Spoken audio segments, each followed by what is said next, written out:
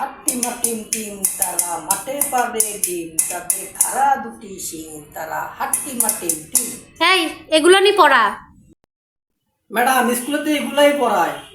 ওই দেখা যায় তাল গাছ, ওই আমাদের গা, ওই কানেতে বাস করে কানা বগিচা। আগডুম বাগডুম ঘোড়াডুম সাজে, এই ঘোড়াডুম সাজে এগুলা শিক্ষা আমার কি লাভ হইব?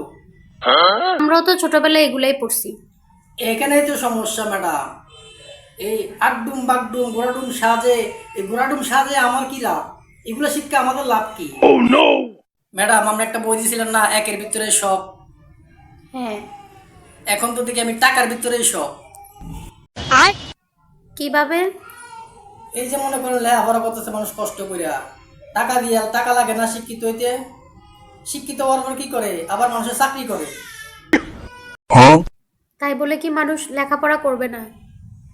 এই লেখাপড়ার দাম কি ম্যাডাম? টাকা দিয়ে আগডুম বাগডুম শিখে কোনো লাভ আছে?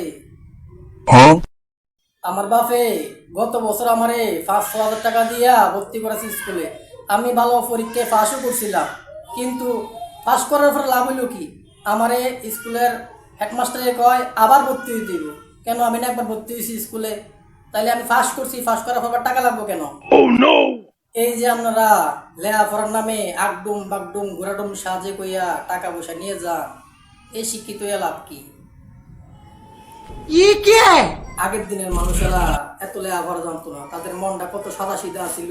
আর এখনকার মানুষে শিক্ষিত হইয়া ব্যাংকে চাকরি করিয়া কোটি কোটি টাকা লুট করে। এটা কারা করে? শিক্ষিত মানুষে করে না। তাহলে তুমি কি বলতে চাও? আমি বলতে চাই ম্যাডাম, টাকা পয়সা দিয়া আমরা আগডুম ডাগডুম না শিখাইয়া কিভাবে আকাশে বিমান উড়ে, কিভাবে এই ইলেকট্রিকের কাজ শেখানো যায়, কিভাবে কম্পিউটারের কাজ শেখানো যায়, প্রযুক্তি কিছু শিখালে মানুষ কিছু করে খাইতে পারতো। এই আগডুম বাগডুম শিখাইয়া কোনো লাভ আছে ম্যাডাম? না, তোমার কথায় যুক্তি আছে, তবে এই শিক্ষা ব্যবস্থা পরিবর্তন করবে কে? আমি তো জানি না ম্যাডাম কে পরিবর্তন করবো।